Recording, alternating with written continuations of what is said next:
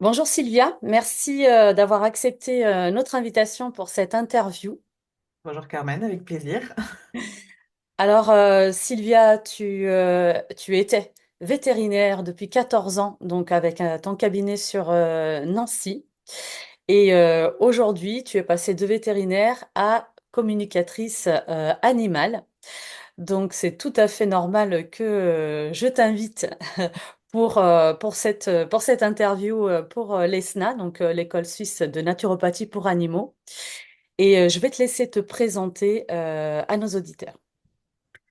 Donc moi c'est Sylvia, comme tu l'as dit, vétérinaire de formation, 14 ans de pratique, très vite axée sur tout ce qui est médecine complémentaire, donc ostéopathie, acupuncture, un peu tous les types de pharmacopées alternatives aussi, très large en tout cas. Et puis j'ai mis le doigt dans tout ce qui était énergétique et communication animale.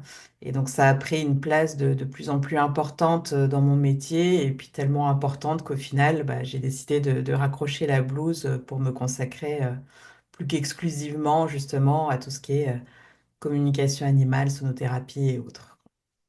Alors, et comment passe-t-on de vétérinaire à communicatrice animale? Quel a été... Alors, j'imagine que le cheminement était là, hein, bien sûr. Quand on est vétérinaire ou médecin, on a quand même on est plutôt orienté quand même scientifique. Quel a été le déclic? Ça a été assez on-off quelque part et en même temps, je peux pas dire que ça n'a pas été progressif quand même. Je m'aurais vu sortant de l'école veto, jamais de la vie, on aurait dit que je serais là où je suis aujourd'hui, moi la première. J'ai gardé mon esprit très scientifique, très cartésien. J'ai besoin de me rattacher à la matière tout le temps, Mhm. même si maintenant je suis aussi capable d'aller dans des sujets très ésotériques, c'était vraiment pas gagné. Les déclics, on va dire, j'en ai eu deux principalement, on va dire, si je dois résumer, parce que ça a été assez long comme parcours quand même. Euh, le premier déclic, ça a été de faire appel moi-même à la communication animale pour un de mes chats. Parce qu'il y avait un problème de malpropreté et j'avais beau avoir essayé plusieurs choses, ça ne marchait pas. Et donc, bah, j'ai fait appel à la communication animale, ça a marché. Et du coup, là, je me suis dit, OK, il se passe quelque chose vraiment, on peut aller sur ce terrain-là. Et le deuxième déclic, une fois que j'avais validé, on va dire, la possibilité que ça existe, ça a été de me rendre compte que j'étais capable de le faire par moi-même, en fait. Parce que c'était resté, si tu veux, à ce moment-là, du domaine du OK, c'est possible. Mais par contre, moi, je ne saurais jamais faire ça, quoi. Ça m'intriguait, ça m'intéressait, mais je ne voyais pas comment je pouvais y arriver. Et comme en parallèle, justement, j'étais formée en ostéopathie et puis j'avais commencé à développer différents types de ressentis, euh, j'ai commencé des stages d'énergétique, même pas spécifiquement de communication animale à ce moment-là. Et en fait, c'est au fur et à mesure que je me suis rendu compte que je captais des informations en fait de l'animal que je ressentais dans mon corps jusqu'au moment où ça a commencé à se traduire en mots directement dans ma tête, en fait, sans plus passer par trop, on va dire, tout le temps le ressenti physique. Et c'est là que j'ai pu m'apercevoir vraiment, il y a eu ce fameux exemple du vélo rouge, en fait. Je- j'ai le temps de le raconter Bien ou... sûr. Donc, le vélo rouge, ça a été vraiment le déclic parce que tous les autres ressentis que j'avais, que je ressentais dans mon corps, les douleurs de l'animal, les choses comme ça, je me disais, OK, mais tu peux extrapoler de par justement tes connaissances et ta pratique vétérinaire. Quelque part, tu as déjà une idée, rien qu'à voir l'animal de ce qui se passe, et puis tu es sensible, tu le ressens dans ton corps. Je suis pas obligée de mettre ça sur le compte de la communication animale. Tellement pragmatique que je me trouvais plein d'excuses hein, pour dire que Ouais, ce n'était pas je ça. vois. Voilà. Et en fait, ce chien-là est arrivé pour un problème de comportement. Il n'arrivait plus à sortir près de chez lui, il était en panique tout le temps. Et puis par contre, s'il le mettait dans la voiture et qu'ils allaient plus loin, là, il pouvait sortir sans problème. Donc évidemment, la première question, sans même encore la communication animale, c'est bah, qu'est-ce qui s'est passé juste à côté de chez vous? Il y a eu quelque chose, un traumatisme, un accident, je ne sais pas, mais quelque chose qui lui a fait peur. Et au début, les gardiens m'assurent que non, non, pas du tout. Et moi, en fait, au moment où je mets les mains sur le chien, là, j'ai vraiment une image mentale qui se construit tout de suite d'un vélo rouge, mais qui est clair, mais comme de l'eau de roche, quoi. Et donc, du coup, je me retrouve un peu embêtée parce qu'à cette époque-là, je n'affichais absolument pas communication animale ou quoi que ce soit du genre. Ils étaient là pour de l'acupuncture. Et donc, du coup, je me dis comment je vais leur sortir ça sans passer un peu pour une folle ou je ne sais quoi. Et donc, du coup, j'ai triché. Je suis devenue très habile à ce jeu-là. Et donc, j'ai énuméré des possibilités d'accident en leur disant, bah, vous êtes sûr, il ne s'est rien passé avec une trottinette, des rollers, un scooter, un vélo. Et en fait, je glisse le vélo vraiment dans la liste, Mm. évidemment sans la couleur. Et puis, en fait, à ce moment-là, la femme, elle bug, elle se retourne vers son compagnon, elle dit, mais si, en fait, rappelle-toi le vélo rouge. Et là, c'est moi qui ai bugué à ce moment-là, parce que je me suis dit, OK, comment est-ce que cette information est arrivée dans ta tête, en fait? Comment Ouais. est-ce que tu as su, juste en posant les mains sur le chien, à ce moment-là, que c'était un vélo rouge, quoi. Mm. Et puis en même temps, je sens aussi tout de suite, puisque j'avais toujours le chien sous les mains pendant qu'on discutait, le relâchement corporel du chien Mm. juste au moment où le vélo rouge est évoqué. Mm. Vraiment, il y a eu une compréhension, on sait pourquoi finalement je ne sors pas, et du coup c'est bon, maintenant je suis mieux, quoi. Il y a une régulation émotionnelle C'est ça, en même temps immédiate. que... Donc Ouais. même pas la peine, on va dire, j'ai quand même fini ma séance, Mm. voilà, mais à la base je savais très bien que même pas la peine de finir la séance, c'était résolu déjà à ce moment-là en fait. Et en effet, ça n'a pas loupé, ils m'ont appelé 15 jours plus tard pour me dire que depuis la séance, ils ressortaient sans aucun problème et qu'ils étaient très contents. Extraordinaire. Eh ben, écoute, c'est extraordinaire parce que alors moi, bien sûr, je suis pas de formation vétérinaire, mais le déclic a été également la communication animale qui a commencé avant tout le reste, avant la zoocosmétologie, avant la naturopathie, avant les soins énergétiques. Ça a été la communication animale et comme toi, très cartésienne, très pragmatique. Jamais j'aurais cru qu'aujourd'hui je fais ce que je fais, quoi. Et j'aurais fait enfermer tout le monde, tous ceux qui auraient dit demain tu vas soigner avec tes mains, tu vas faire la communication animale, la naturopathie, parce que c'était vraiment pas du tout ça, mais vraiment pas. Et c'était l'autre extrême. Et c'est vrai que, comme toi, ça a commencé parce que j'ai fait appel à quelqu'un que je connaissais pour une problématique avec un de mes chiens. Et quand j'ai reçu le compte-rendu, je me suis dit, waouh, enfin, c'est pas possible. Elle était derrière la porte, enfin, elle a écouté des choses, elle est venue à notre insu. Et du coup, bah, comme très cartésienne, une seule communication ne suffit pas. Donc, il a fallu que je valide avec une deuxième, avec un autre chien. Et là, c'était encore plus waouh. Et en fait, j'ai dit, mais. Et je veux faire ça, je veux pouvoir communiquer avec mes animaux, mais toujours une remise en question des doutes. Et comme toi, mais non, j'ai eu ça, mais c'est mon mental qui me joue des tours. Et de fil en aiguille, en fait, bah, je me suis lancée dans une formation pour pouvoir le faire. Et après, je me suis dit, je ne veux pas juste le faire pour mes animaux, je veux le faire pour tous les animaux. Et je me suis lancée donc dans une formation professionnelle. Et suite à ça, bah, j'ai tiré un petit peu le fil hein, de la pelote et tout le reste est venu. Mais c'est vraiment, c'est extraordinaire pour des esprits cartésiens de s'ouvrir comme ça et les loquets, boum, boum, ils sautent les uns après les autres et de se retrouver après sur un chemin comme ça où on a commencé par tout ce qui était naturel, en passant après par l'énergétique et en allant jusqu'au spirituel, puisqu'il faut appeler un chat un chat. Alors, tu as écrit également un livre qui s'appelle Les voix animales. Qu'est-ce qui t'a donné envie d'écrire ce livre? La reconnaissance de la conscience animale. Si je le dis en une seule phrase, c'est vraiment ça. C'est- J'ai toujours beaucoup aimé les livres, j'en lis à l'appel, et donc forcément en écrire un, ça faisait sens déjà pour moi, mais encore fallait-il trouver un sujet qui vaille le coup quelque part de ces heures passées à écrire. Oui. Et en fait, avec l'animal, c'est juste une évidence.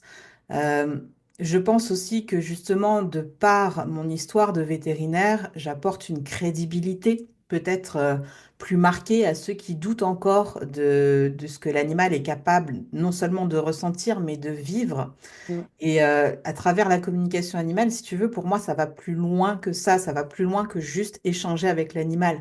C'est du coup, à travers cet échange, tout ce qu'on peut apprendre encore du monde animal et de la façon dont ils réfléchissent, dont ils nous perçoivent, dont ils vivent, eux, leur vie avec nous, qui est souvent très éloignée des projections qu'on peut nous en faire.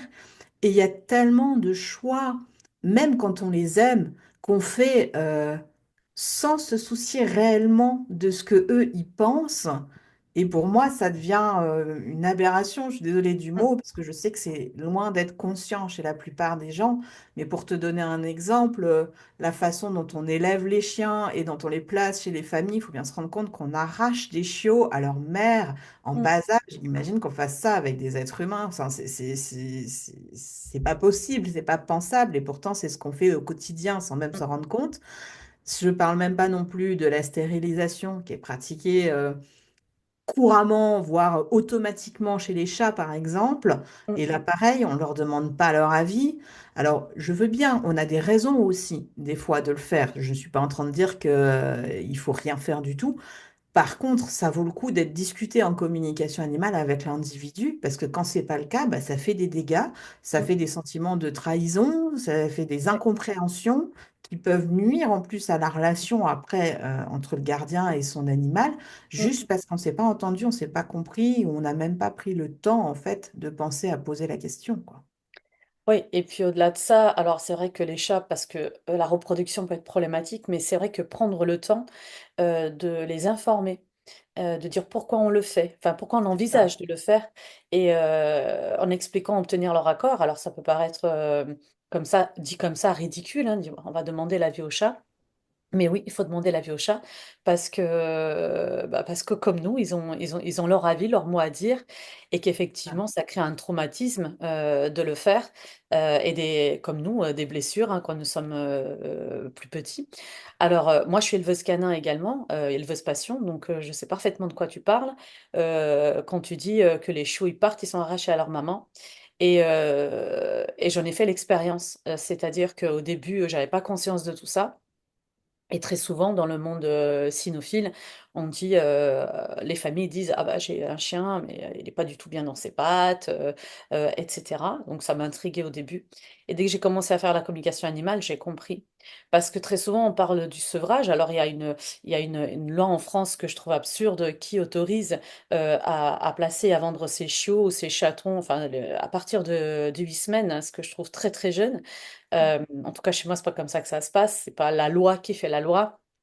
Mais c'est vrai que il y a le sevrage physiologique. Et donc, on estime vers 8 semaines qui sont sevrés. Mais en fait, il y a le sevrage également psychique, émotionnel chez moi. Et tant que... alors, j'ai beaucoup de familles qui râlent, bien entendu, mais je m'en fiche, puisque je ne suis pas pressée non plus de les laisser partir. Mais tant que je ne sens pas, et tant que je ne demande pas, et qu'ils ne me valident pas effectivement, et que je vois pas, parce que ça se voit, qu'ils sont autonomes, qu'ils sont prêts à partir d'un point de vue aussi émotionnel, qu'ils sont sevrés émotionnellement parlant, et que c'est le temps pour eux d'aller dans une autre famille parce que c'est vrai, quand on a 4 5 au bout d'un moment, on sent quand même, on le voit qu'ils ont besoin de plus d'autonomie et de grandir, de connaître de nouvelles expériences. Mais tant que je fais pas la communication et tant que j'ai pas cette validation et cette certitude, mes choix ils partent pas. Euh, Super. Franchement, après, si tout le monde déjà pouvait avoir cette éthique-là, Après, j'ai de la ça chance. changerait déjà les choses. Ouais, mais dans le sens où je le fais par passion, donc ce n'est pas mon métier, parce que j'ai des collègues dont c'est leur métier et je comprends qu'effectivement, ils ne peuvent pas garder 20 chiots, Ouais, ça, je mais quand comprends même, aussi. je pense qu'il y a quand même Après, je pense que d'autres même solutions. si on peut pas le garder, même si au final ils partent au même âge, la communication animale peut Oui, permettre justement de faciliter quand même cette transition-là, d'accompagner, d'expliquer, de... Enfin exactement. voilà, c'est comme avec une adoption humaine en fait à ce Mm, moment-là. Il y a des fois on n'a pas le choix, c'est vraiment bébé, même des fois pas sevré ou quoi que ce mm. soit. Mais encore faut-il simplement avoir l'accompagnement qui convient et s'intéresser vraiment à l'individu, comment il le vit. Parce que oui, il y en a aussi qui le vivent quand même bien, en tout cas qui ne sont pas spécialement traumatisés. Mais pour ceux qui le sont, justement, Et prendre le temps de parler. ça fait beaucoup de dégâts parce que derrière, on les récupère adultes avec des problèmes de comportement Oui, dont on ne trouve pas forcément la solution chez un comportementaliste ouais, parce que ça relève de l'émotionnel et des c'est blessures ça. qui ont eu lieu lorsqu'ils étaient petits, comme effectivement l'animal vit également des blessures d'abandon, de trahison, Ouais, de peur, d'anxiété. Et je le pratique également et je le conseille lorsque les familles vont dans des refuges et qui veulent adopter des animaux qui ont subi une maltraitance, qui ont été abandonnés et qui ont déjà d'autres congénères, d'autres animaux à la maison, parce que des fois, ça matche pas du tout. Et donc, Ouais. l'animal va revivre une deuxième, une troisième, un troisième abandon, alors que la communication animale permet quand même soit de préparer et d'accompagner, soit de leur dire, écoutez, non, là, faut peut-être pas le faire, ou c'est peut-être pas En le, fait, c'est le- ça aussi, parce que quand tu as ce genre de cas-là, qui s'est introduit dans un foyer où il y a déjà des animaux, en fait, il faudrait aussi demander aux autres animaux ce qu'ils en Exactement. pensent Mm, accessoirement. Est-ce mm, qu'on a envie d'avoir un congénère ou pas? Alors après, tout se discute. C'est ce que je dis toujours en communication animale, rien n'est figé. C'est pas parce qu'un animal vous répond non de premier abord qu'on peut pas mm. discuter, qu'on peut pas faire des contrats de cohabitation, on va dire. Ça, Il y a des raisons pour chaque chose et il faut que tout le monde y trouve son intérêt. Le but, c'est pas forcément pour moi non plus d'arriver à quelque chose où l'animal sera complètement roi. Vous mm, vivez aussi dans la maison, donc ça doit être quelque chose qui convienne aux deux. mm, Mais le nombre de fois où il y a un animal qui arrive et où du coup derrière c'est la cata, juste parce qu'on n'a pas préparé, on n'a pas demandé l'avis à l'autre animal, voire même les gens se sont fait des projections de «Oh mais le pauvre, il est tout seul toute la journée, oui, du coup j'en prends un autre». Et mm, en fait c'est pire, oui, c'est parce ça. que cet animal-là ne voulait absolument pas partager son royaume quelque part. C'est ça. Ça Finalement, crée on a des remplacé problèmes de territoire. un... Donc ça, c'est vraiment s'intéresser évidemment à l'animal qui vit chez vous, le type d'animal que c'est déjà au départ, mais surtout, moi je ramène toujours ça du coup maintenant depuis la communication animale à l'individu. Vous Mm, pouvez avoir des critères de race, des choses en éthologie qui sont expliquées et qui ont un fondement, hein, je ne suis pas en train de dire que c'est faux, et en même temps, il y a la variabilité de l'individu qui fait qu'on n'est jamais sûr à 100% de comment cet individu en particulier, lui, réagit. Tu parlais de maltraitance.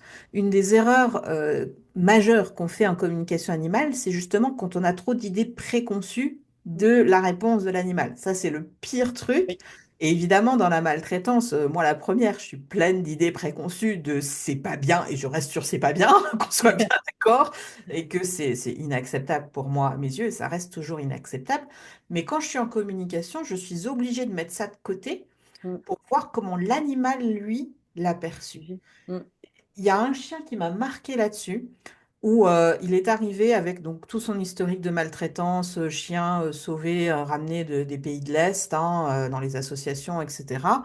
Il est arrivé chez sa famille d'accueil il y a peu, et impossible de l'approcher avec la main, et notamment surtout au niveau de l'arrière-train, sous peine de se faire mordre rapidement, et puis pas gentiment du tout, non, quoi. mm, Et en fait, ce chien-là, quand il m'a été amené pour ça, je m'attendais justement à de l'émotionnel, à du traumatisme, enfin voilà, j'étais prête à toutes les cartes de ce côté-là, on va dire. Mais lui, la première chose qu'il m'a dite en communication animale, clairement, c'est j'ai mal au dos. Et je ressentais vraiment la douleur sur l'arrière-train, alors qu'elle était probablement de toute façon liée quand même à la maltraitance, oui, mais c'était ça son problème principal. Et le traumatisme, bah, il n'y en avait pas. Il en avait rien à faire. Il avait pris, je voyais les images, hein, il était au bout d'un piquet, il avait pris des coups de bâton, de balai, de tout ce que tu veux. Donc moi, je trouvais ça inhumain. mm, Mais lui, en fait, de son point de vue, ce qu'il me montrait, c'est qu'il avait toujours connu que ça. En oui, fait, il ne savait pas qu'il existait un moyen d'interaction différent. Alors, il l'a appris après, par la suite, mais toujours est-il que pour lui, il n'y avait pas de traumatisme. Moi, je trouvais ça inhumain et lui trouvait ça son quotidien, en fait. oui, c'est ça. C'est comme Et il a pour les enfants c'est qui ça. connaissent que ça depuis tout petit, depuis l'enfance. Donc, les câlins, l'amour, tout ça, ils connaissent pas. Donc, les animaux, C'est c'est ça. exactement pareil. Et du coup, même, ça lui paraît bizarre qu'on veuille approcher la main comme ça, en Mm, fait. ouais, Et donc, du coup, il a suffi finalement déjà de lui lever les blocages et puis la douleur, qu'il se sente mieux dans son corps. Et derrière, il a appris les câlins et il était fan de câlins. mm, Mais le premier abord, c'était vraiment j'ai mal, en fait. Et ça mm, n'avait rien à voir avec son historique, même si indirectement, il avait mal quand même à cause de son historique. bien sûr, bien sûr, parce que tout est lié. Ah, Bien sûr. Bah, c'est vraiment passionnant ce que tu nous racontes. Alors, c'est vrai que moi, j'ai connu ça avec une jument. Pareil, donc qui traînait ce sentiment d'abandon de par sa première famille, enfin de sa naisseuse, et qui est allée dans une super famille, mais cette super famille rencontrait plein de problématiques avec elle. Et il y avait cette blessure-là d'abandon, donc elle cherchait tout le temps à se rassurer, comme quoi on n'allait pas l'abandonner à nouveau. Et pareil, se laissait pas approcher facilement. Et puis en communication animale, je détecte une douleur au niveau du dos. Et séance d'ostéo plus tard, et ben elle s'est laissée plus facilement approcher et de plus en plus par la suite. Donc c'est vraiment un outil formidable et vraiment important dans la pratique d'un thérapeute.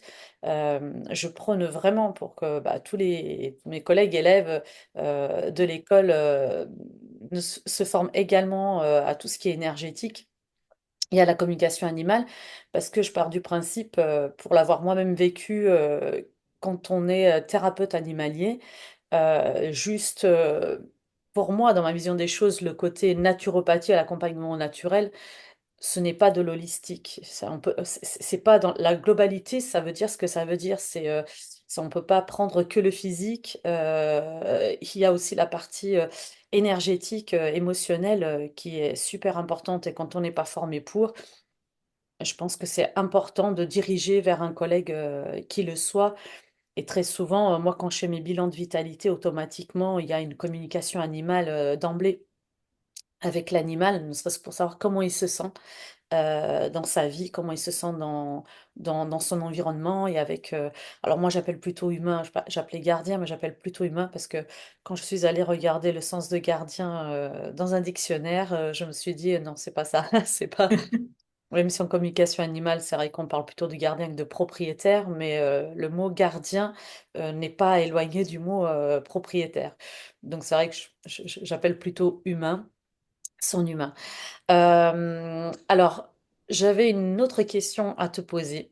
C'est que dans ta pratique, lorsque tu pratiquais la médecine vétérinaire, comment tu pratiquais la communication animale? Comment tu associais les deux? Alors, au début, comme je t'ai dit, moi, c'est venu progressivement. Il a fallu que je me rende compte que ce que je faisais, c'était de la com. Mais tout de suite, c'était des sensations, en fait, qui m'aidaient de toute façon déjà dans la pose de mon diagnostic, en fait, derrière, puisque bah, je sentais vraiment dans mon corps où l'animal avait mal. Mm, Donc, ça m'aidait grandement à faire la différence tout de suite, si tu veux, sur des choses qu'on peut voir sur la posture d'un animal, s'il est voussé, par exemple, est-ce qu'il a mal au dos ou est-ce qu'il a mal au ventre? mm, Bah, faut palper, faut machin. Bon, avec la communication animale, tu le sais tout de suite, en fait. De par ma connaissance de l'anatomie liée à mon métier, c'était en plus quand même relativement précis. mm, Alors, je mets quand même une nuance euh, entre deux notions là dans la communication animale, justement. La communication qui serait vraiment du type ressenti physique strict, quelque part sans tenir compte de l'avis de l'animal, mm, ou est-ce que tu poses la question à l'animal où tu as mal? Le mm, scan physique versus tu lui poses la question. Pour moi, c'est vraiment deux choses différentes parce qu'un animal lui-même n'est pas veto, n'est pas médecin pour lui-même, mm, si mm, tu mm, veux. Et donc ça, par contre, moi, c'est pareil, c'est une des sources d'erreur en communication derrière, parce qu'un animal peut très bien te dire j'ai mal au dos, et en fait, ce qui lui pose problème, c'est ses reins qui sont en train de tirer sur les lombaires. Et ça, exactement. quelque part, l'animal, pour moi, n'a pas la voix sacro-sainte sur décrire sa pathologie. C'est comme vous, finalement, vous n'êtes pas médecin pour vous-même.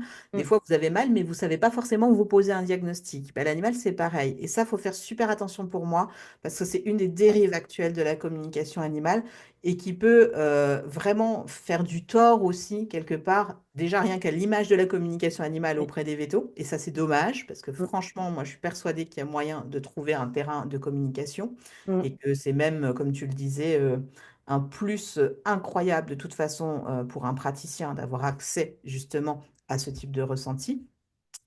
Et la deuxième chose, donc la deuxième version, le scan physique, là par contre, attention à comment vous vous positionnez. Est-ce que vous êtes simplement communicateur animalier ou est-ce que vous êtes justement thérapeute? Et j'entends par là, pour le coup, désolé, mais veto, parce que oui, c'est le veto qui pose un diagnostic. Moi, ça exactement. m'a aidé dans la pose du diagnostic parce que j'ai les connaissances suffisantes pour associer les deux, justement, mon Mm, ressenti plus les connaissances médicales et toutes les études que j'ai fait derrière. En formation de naturopathie, je répète souvent, parce que j'enseigne la naturopathie, j'enseigne la communication animale, je répète souvent, vous n'êtes pas des diagnosticiens. Mm. Actuellement, les formations de naturopathie animale, même les plus sérieuses, elles sont en général sur une année. Allez, t'en trouves peut-être à deux max, mais voilà.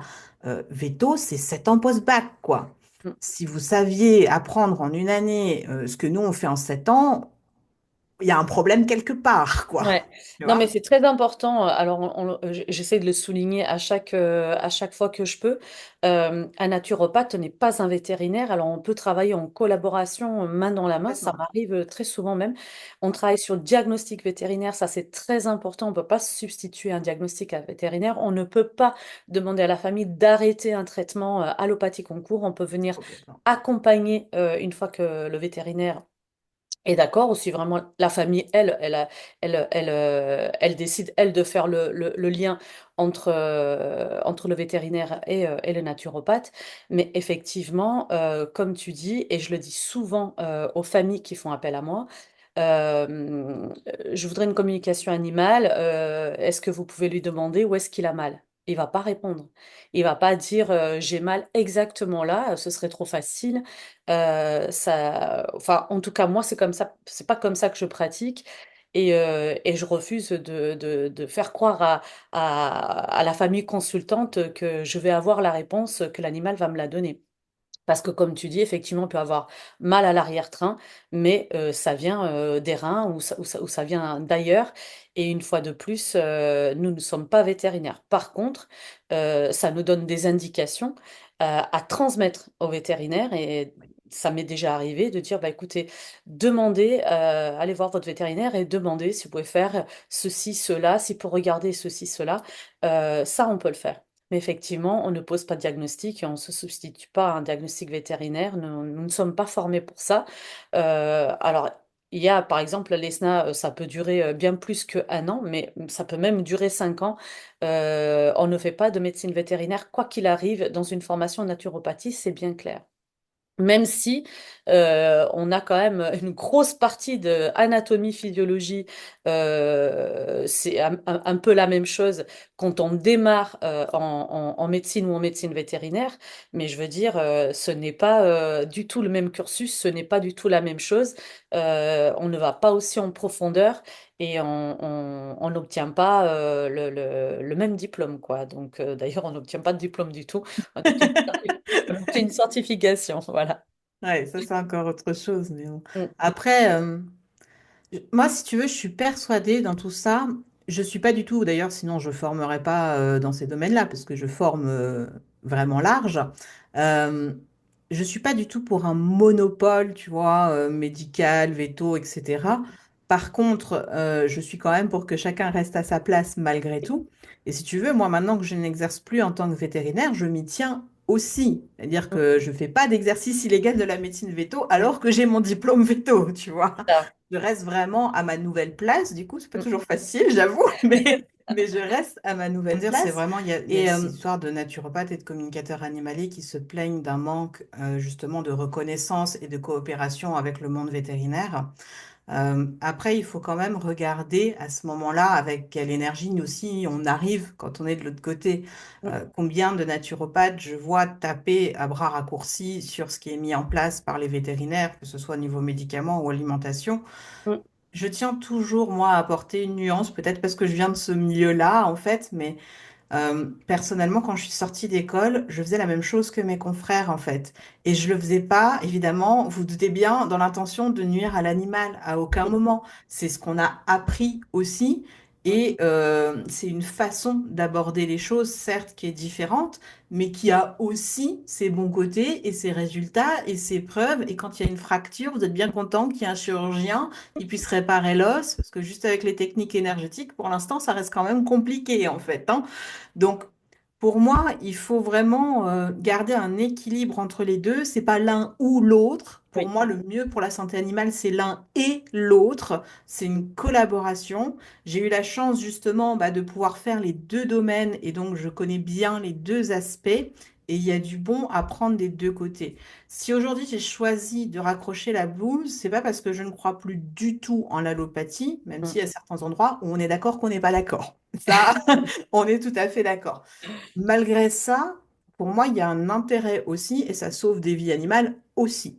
mm, Donc, c'est simplement qu'il y a un aspect complémentaire pour moi à aller chercher qui est indispensable. Il y a plein de vétos qui font très bien le côté allopathique. Donc, je me suis dit aussi, bah, moi, je vais aller aussi plus spécialiser de l'autre côté. mm, Perso, je n'ai pas eu de problème direct avec l'ordre des vétérinaires. Alors, mm, j'ai toujours fait attention, c'est vrai aussi, à la façon dont je me présentais. Quand je mm, faisais de la communication animale, ça se savait très bien au bouche à oreille, mais ce n'était pas marqué sur mon site internet, mm, clairement. Maintenant, avec mes confrères en local, j'ai toujours eu une bonne entente, j'ai toujours eu un respect mutuel, et mm, même quand on n'était pas d'accord, et ben le but, parce que moi je travaillais du coup plus qu'en référé médecine complémentaire, hein, donc j'étais quand même déjà un peu dans cette optique-là mm, d'arriver en complément seulement. Et en fait, on arrive à trouver des terrains d'entente, ou en tout cas des terrains au minimum de on se tire pas dessus et on se respecte. Surtout, moi, le mot principal, c'est le respect. mm, Le veto que vous avez en face, que vous soyez d'accord avec lui ou pas, ça reste un être humain, en fait. mm. Et avec ses convictions aussi, et à tort ou à raison, bah, des fois il a raison, des fois il a tort. Et on est tous comme ça, en fait. Des fois on a raison, des fois on a tort. J'ai eu des réussites vraiment, je ne peux pas dire d'autres mots, mais miraculeuses avec le type de soins que je pratique maintenant. Il y a aussi des réussites miraculeuses dans le monde médical classique. Et dans les deux cas, il y a aussi des échecs. Il y a aussi encore des fois où j'y arrive pas. Il y a encore aussi des fois où même si on a identifié ça, bah derrière, ça change rien. Et je pense qu'il faut qu'on reste conscient de nos limites, quoi qu'il arrive. Alors, justement, je vais te poser une question par rapport à ça. Comment as-tu été perçu, du coup, pas par l'ensemble de tes confrères, parce qu'il y en a de plus en plus, et heureusement, qui s'ouvrent à ça. Mais même si dans les thérapies naturelles aujourd'hui, chez certains vétérinaires, il y en a qui est, voilà, et je fais ça et c'est ce qu'il y a de mieux, les autres techniques sont pas forcément les bonnes. Je sais que ça existe aussi, même chez nous, thérapeutes animaliers. Mais forcément, à un moment donné, on a dû aussi se dire, mais qu'est-ce qu'elle fait, quoi? Ouais, il y a vraiment eu de tout. Alors oui, il y a ceux, en effet, non mais elle est trop bizarre celle-là, elle a complètement fumé son joint ou je ne sais quoi, je ne fume pas du tout, au passage. Euh, oui, il y a des esprits qui se sont fermés. Il y en a quand même, alors il y a ceux qui veulent pas y toucher, j'ai envie de dire. Mm, C'est-à-dire que il y en a, ils voient bien que ce que tu fais a un effet, ils peuvent pas le nier quelque part. Ça, c'était mon premier patron, hein, clairement. C'est-à-dire qu'ils voyaient bien les résultats, j'étais salarié encore à ce moment-là. Et par contre, il trouvait ça trop bizarre et ça l'intéressait pas plus que ça. Donc, comme il disait, j'avais mon grimoire de sorcière derrière avec mes plantes. C'était ses mots, hein. C'était le grimoire de sorcière. Et puis, c'était, je sais pas ce que tu fais, mais bon, en gros, voilà, ouais, ça marche tant mieux, mais moi, je veux pas voilà, savoir. c'est ça. Ouais. Mais par contre, de lui-même, il s'intéressait pas forcément à ce que je mettais en place comme technique, voire même, il venait pas forcément me chercher. Si par exemple, tu avais un chien avec une hernie discale dans le chenil, il fallait que ce soit moi qui tombe dessus, qui le voit et qui dit, bah, je vais lui faire de l'ostéo, le pauvre, hein, pour qu'il ait son ostéo, quoi. Donc voilà. À partir du moment où je me suis établie vraiment à mon compte et puis donc vraiment avec une orientation médecine complémentaire, bah, je me suis rendu compte quand même qu'il y avait plus de vétos qu'on ne le pense qui sont quand même intéressés par ces méthodes-là, mais qui ont besoin vraiment qu'on reste dans un discours scientifique et qu'on reste avec une approche pragmatique et claire, et puis évidemment qu'on ne marche pas sur leur plate-bande, ce que je peux comprendre, c'est jamais agréable pour personne. Donc du coup, j'ai été quand même plutôt bien accueillie ou au moins tolérée. Voire même pour certains où clairement, on m'a déjà dit au téléphone, écoute, je sais pas ce que tu fais, je sais pas comment tu le fais, mais ça marche. Ouais. Donc, bah, moi, je t'envoie les gens, hein, et puis, et puis voilà, on fait comme ça. Et où l'entente vraiment était cordiale. Alors après, moi, je fais attention aussi, justement, à ménager un peu la chèvre et le chou, c'est-à-dire à la fois trouver ce qui de mon point de vue à moi, correspondent mieux à la santé de l'animal qu'on m'a envoyé, et mm, à la fois à respecter un minimum, quand c'est possible, le discours du veto qu'il y a en mm, face, en mm, fait. Donc, de nouveau, on fait attention au relationnel quand même. Je pense que c'est aussi la meilleure façon de ne pas se faire taper sur les doigts, justement, derrière. Après, oui, je vais pas te dire que je suis forcément très bien vue, je pense, dans la profession au sens large. En revanche, je n'ai pas non plus, pour le moment, en tout cas, puis maintenant, de toute façon, je suis sortie de l'ordre veto, donc normalement, je devrais être plutôt tranquille. mm, Euh, je n'étais pas la cible de foudre particulière ou quoi que ce soit. J'ai eu cette chance-là. Euh, J'espère vraiment, moi j'y crois, qu'on puisse collaborer en fait. Pour moi, si tu veux, ce qu'on appelle la spirituelle ou l'ésotérisme, c'est simplement ce pourquoi la science n'a pas encore de réponse. mm. Et pour le coup, ce que je reprocherais à la rigueur, et là, mais je parle pas seulement des vétos, hein, je parle des scientifiques au sens large du terme. Ce que je reproche aux scientifiques qui sont dans ce cas-là, hein, tous ne le sont pas, c'est cette espèce de dogme où la science est devenue une religion, en fait. Oui, C'est complètement l'opposé du truc à la mm, base, mm, où en fait, tu ne peux croire que ce qui est déjà prouvé. Mais si tu fais ça, tu t'arrêtes, en fait. oui, Si tu ne crois que ce qui est déjà prouvé, bah, on trouve plus rien. mm, C'est pas logique. mm, Et donc, si tu veux, moi, je garde pour moi mon aspect scientifique parce que, certes, j'ai une ouverture d'esprit qui fait que je vais regarder, mm, mais par contre, derrière, je le mets à l'épreuve. Et mm, ça, c'est vraiment, j'ai envie de dire, ma marque de fabrique, pas que la mienne, évidemment, mais quand j'ai rencontré l'énergétique, j'ai testé. J'ai attendu de me faire mon idée à moi dessus, de valider, comme pour la communication animale, de valider que ça pouvait exister, de l'expérimenter.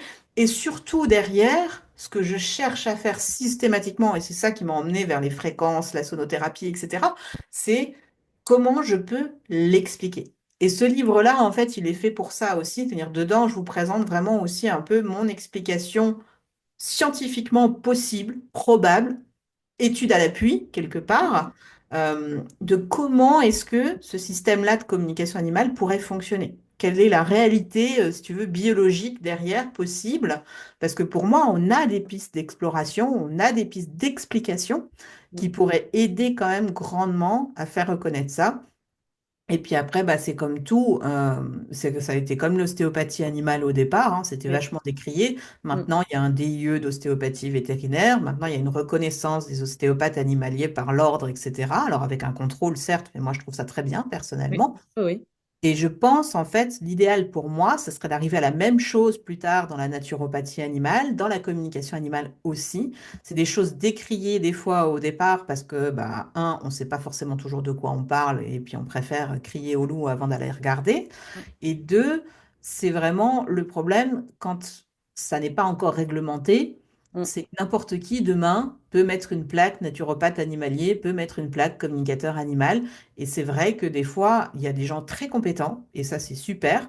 Et malheureusement, il y a aussi des gens qui nuisent quelque part, en plus au l'image, bien développement sûr. de Mm, ce domaine-là, parce qu'ils ne savent pas ce qu'ils font ou qui se permettent de dire des choses d'une façon qui n'est pas pour moi, alors pas acceptable, c'est peut-être un peu fort, mais en tout cas pas correct, quoi. mm. Oui, de toute façon, il y a toujours les deux. Après, moi, je suis d'accord avec toi, mais il y a aussi un aspect, c'est que euh, quand on réglemente quelque chose, et je le vois, la voie qui est en train de prendre en France, la naturopathie humaine, c'est que on va perdre des piliers, des fondaments, des fondations, pas des fondaments, mais des fondations et des valeurs de la naturopathie. Ça, Par- pour moi, ça dépend de comment ça en est, justement.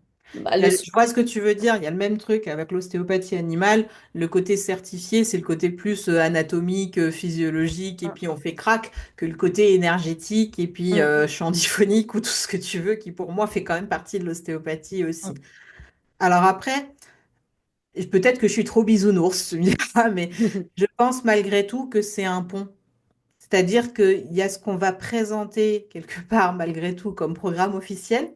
Oui, Et puis, il y a quand même, malgré tout, ce qu'on enseigne réellement et la vision qu'on enseigne.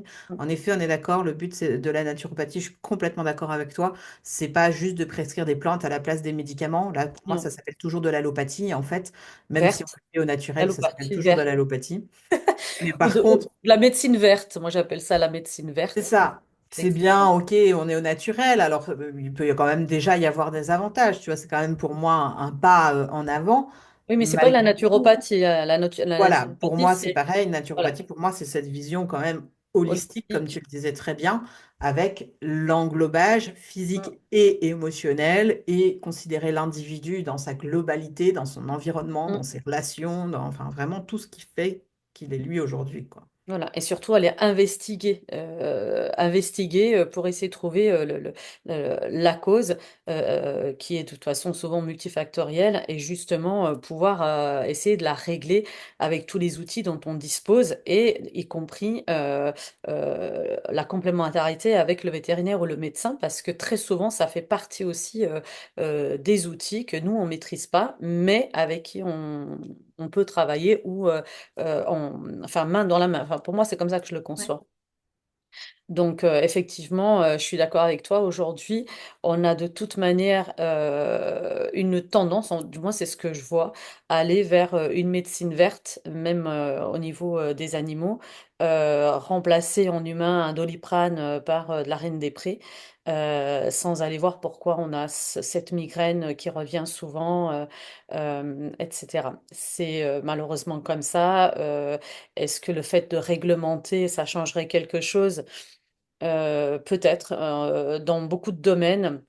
Après, on aurait toujours des personnes qui feraient peut-être des formations, mais que juste pour être dans la réglementation et derrière ferait aussi un petit peu n'importe quoi, je sais pas. Mais je suis d'accord avec toi dans le sens où essayer de réglementer en bonne intelligence, ça ferait beaucoup de bien, effectivement.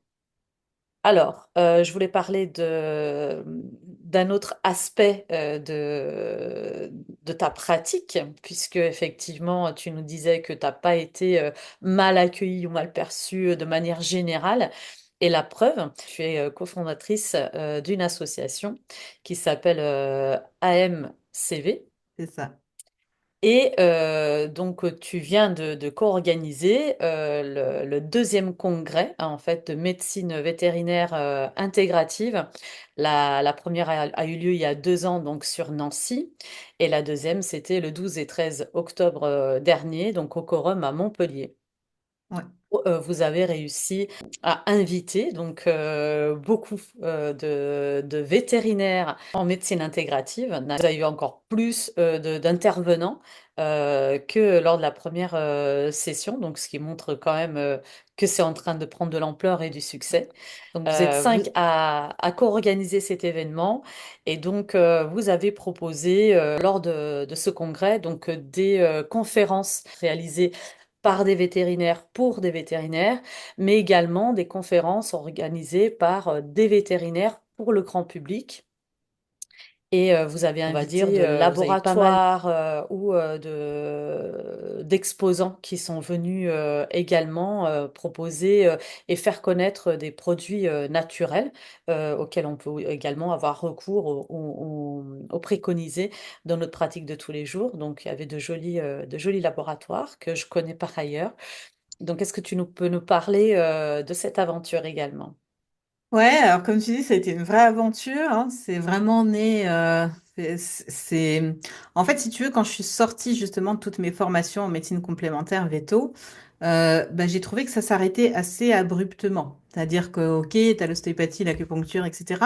Et puis quand tu as fini ces cursus-là, il n'y avait pas vraiment de post-grade derrière. Tu peux pas continuer tes formations. En tout cas, dans le domaine veto, il y a pas. Il faut aller chercher en humain et puis transposer en veto.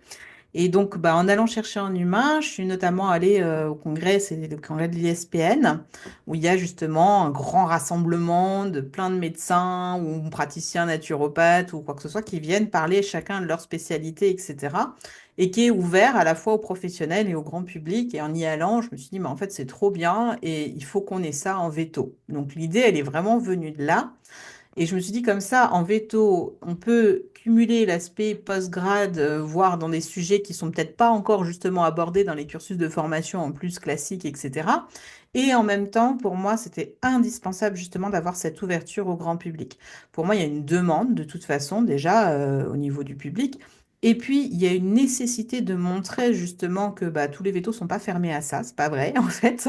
On est même plutôt nombreux, même si on ne dit pas toujours tout haut, tout fort, on est plutôt nombreux à être quand même ouverts à l'idée. Et puis, proposer du coup une information justement fiable. Mm. Parce que, il y a tout et n'importe quoi. Alors, Internet, c'est très bien pour la diffusion des idées, mais malheureusement, il y a aussi des gens qui écrivent, qui savent pas ce qu'ils écrivent, ou qui savent pas réellement les physiologies de certaines espèces ou quoi que ce soit. Et donc, du coup, l'idée pour moi, c'était de dire aux gens, bah, écoutez, voilà, nous, on est véto, on sait de quoi on parle.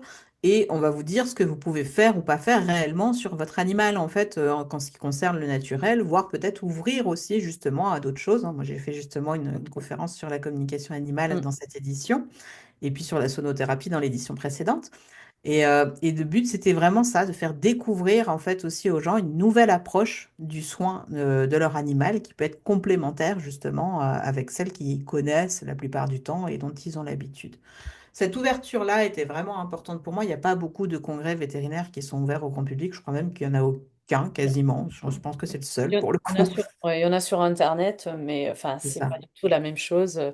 Et on n'a pas forcément que des vétérinaires, des anciens vétérinaires. Donc, ces éditions-là, en tout cas, ce congrès-là que vous organisez, c'est un des premiers, effectivement. Et l'idée, c'était aussi du coup du fait d'avoir les deux programmes, alors certes séparés, parce que le programme niveau veto expert, c'est des vétos qui sont déjà dans les médecines complémentaires. Le grand public, il va pas forcément y comprendre grand-chose, quoi. Mm.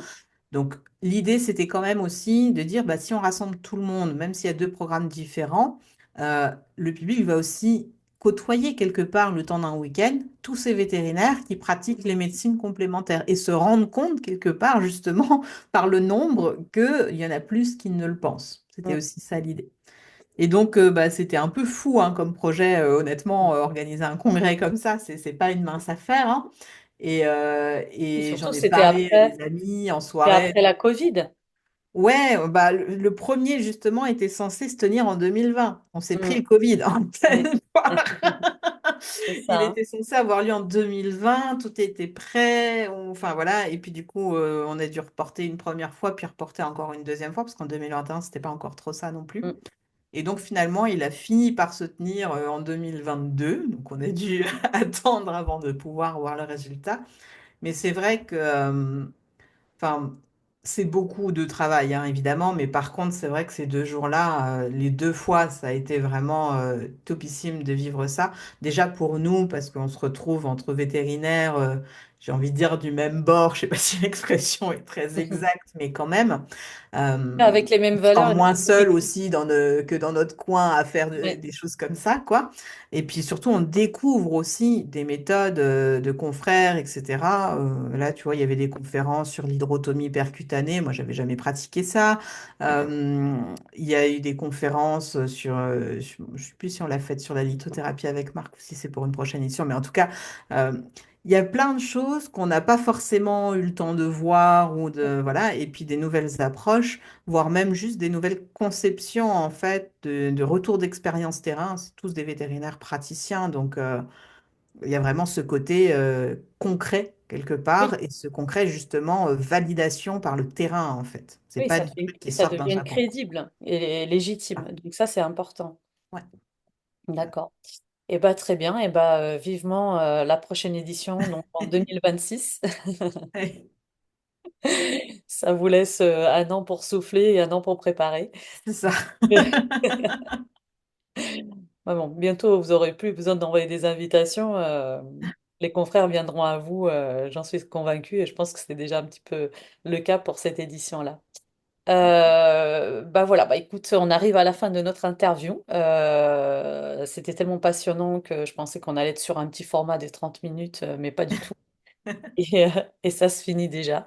Je voulais vraiment te remercier mille fois d'avoir accepté mon invitation et de t'être venu exprimer sans filtre par rapport à ton parcours, ce que tu faisais, ce que tu fais aujourd'hui, ce que tu enseignes et ce que tu organises également. Tu es vraiment un être exceptionnel, et je le pense vraiment. Tu partages avec une telle générosité. Et on sent que c'est vraiment généreux et du vécu et que tu donnes sans retenue. Donc, je voulais te remercier pour ça aussi. Peut-être à bientôt pour une autre interview, peut-être sur un autre sujet aussi passionnant. Je laisse l'invitation posée là et puis j'essaierai vraiment dans 2 ans d'être là cette fois. Enfin, après, c'est pas moi qui décide, bien entendu, c'est comme ça. Je te remercie, je te dis à bientôt, Sylvia, et à bientôt bah, à tous ceux qui vont regarder cette interview sur les chaînes et sur les réseaux de l'ESNA. Merci, merci à toi Carmen aussi pour l'invitation. J'ai passé un très bon moment aussi. Merci à tous.